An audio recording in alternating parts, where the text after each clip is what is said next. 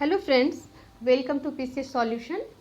आज हम 1833 के चार्टर एक्ट पर प्रकाश डालेंगे। पिछली क्लास में हमने 1813 के चार्टर एक्ट के बारे में पढ़ा था और आज हम 1833 के चार्टर एक्ट को समझेंगे। तो सबसे पहले हम उन परिस्थितियों को जानने का प्रयत्न करते हैं जिनमें इस चार्टर एक्ट का निर्माण हुआ था। ये जो 20 वर्ष का अंतराल था, इनमें इंग्लैंड के लोगों का जो जीवन था वह काफ़ी बदल चुका था। औद्योगिक क्रांति के फलस्वरूप वहाँ लोगों का रहन सहन और जीवन स्तर में काफ़ी परिवर्तन हुए। चीज़ें सस्ती होने लगी, देश में जो पैसे थे वो ज़्यादा मात्रा में आने लगे। ये कहें कि धन का प्रवाह प्रारंभ हो गया और लोगों का जीवन का जो जीवन स्तर या रहन सहन का जो स्तर था वह पहले से ऊंचा उठ गया। और इसी क्रम में अनेक प्रकार के लेखकों, साहित्यकारों इत्यादि का उदय हुआ, जिन्होंने एक नई प्रकार की वर्ग चेतना को बढ़ावा दिया। लोगों में वर्ग चेतना को बढ़ावा मिला और उदारवादी नीतियों का प्रभाव काफ़ी बढ़ गया। 1930 ईस्वी में व्हिग दल शक्ति में आया। याद रखेंगे, 1930 बहुत ही इम्पोर्टेंट डेट है।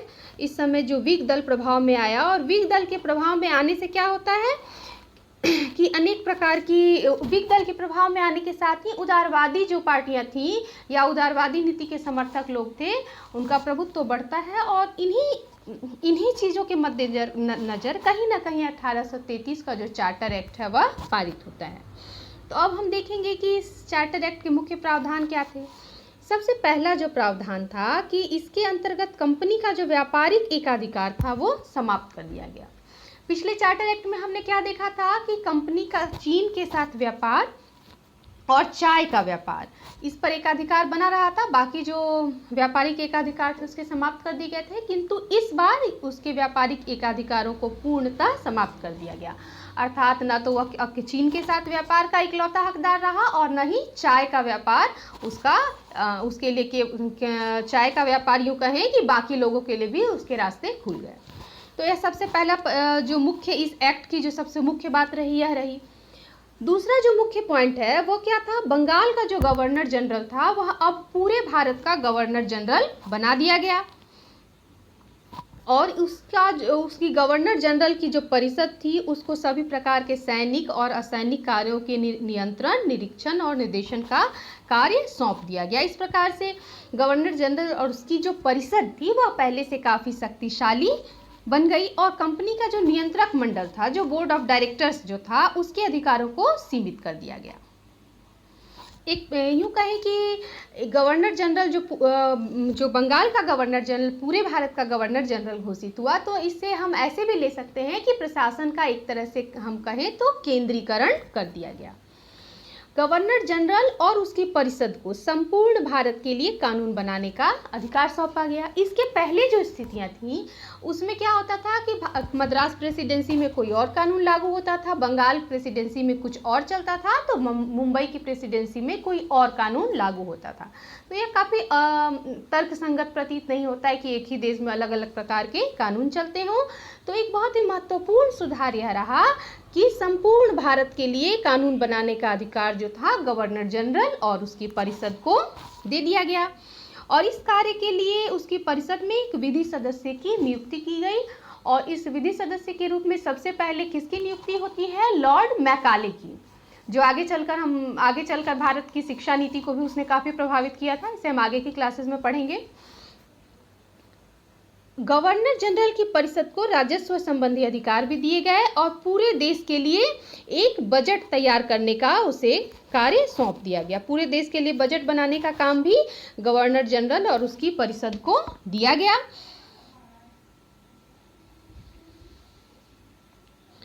अगला जो महत्वपूर्ण काफी परिवर्तन था वह था गवर्नर जनरल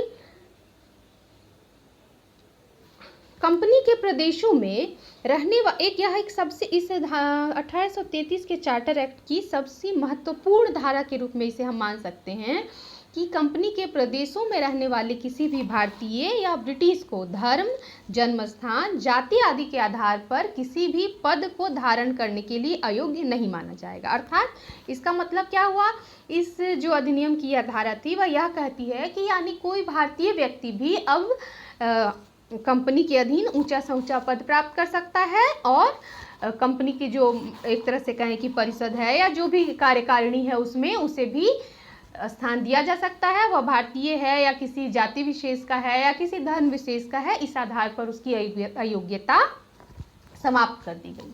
यद्यपि यह कानून काफ़ी महत्वपूर्ण था और इस एक काफ़ी अच्छा इसे कदम माना जा सकता है, किंतु व्यवहारिक धरातल पर इसका उपयोग नहीं किया गया, क्योंकि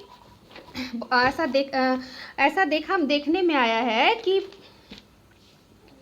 ये जो कानून बनाया गया यह व्यवहारिक रूप से लागू नहीं हो पाया, क्योंकि कुछ ऐसे प्रावधान थे जिनके अंतर्गत सिर्फ कॉन्वेंट से जो एजुकेटेड लोग होते थे उन्हें ही ऊंचे ऊंचे पदों पर बैठाया जाता था। इसलिए भारत के लोग, अभी तो भारत में कॉन्वेंट एजुकेशन की इतनी शुरुआत हुई नहीं थी बहुत ज़्यादा, इसलिए यह जो कानून था एक प्रकार से व्यवहारिक रूप से लागू नहीं हो पाया।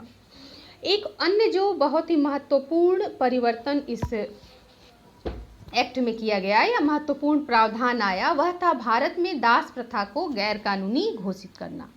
इस अधिनियम के द्वारा भारत में दास प्रथा जो थी वह गैर कानूनी घोषित हो गई, और इसके साथ ही इस एक्ट की जो ये सभी जो महत्वपूर्ण प्रावधान थे ये हमने देखे। इस अधिनियम के द्वारा सबसे महत्वपूर्ण जो बातें हुई उसमें हम इस तरह से समझ सकते हैं कि भारत में केंद्रीयकरण का यह प्रयास था, और इसके अलावा भारत में प्रचलित विभिन्न प्रकार की रूढ़ियों और प्रथाओं को अंत करने का भी इस अधिनियम के द्वारा कोशिश किया गया, जिसमें लॉर्ड मैकाले का योगदान काफ़ी महत्वपूर्ण माना जाएगा। इस अधिनियम को बनाने में भी लॉर्ड मैकाले और जेम्स मिल, इन दोनों का काफ़ी महत्वपूर्ण योगदान रहा था। तो आज की क्लास के लिए बस इतना ही। अगली क्लास में हम फिर एक नए टॉपिक के साथ आपके समक्ष उपस्थित होंगे। तब तक के लिए धन्यवाद।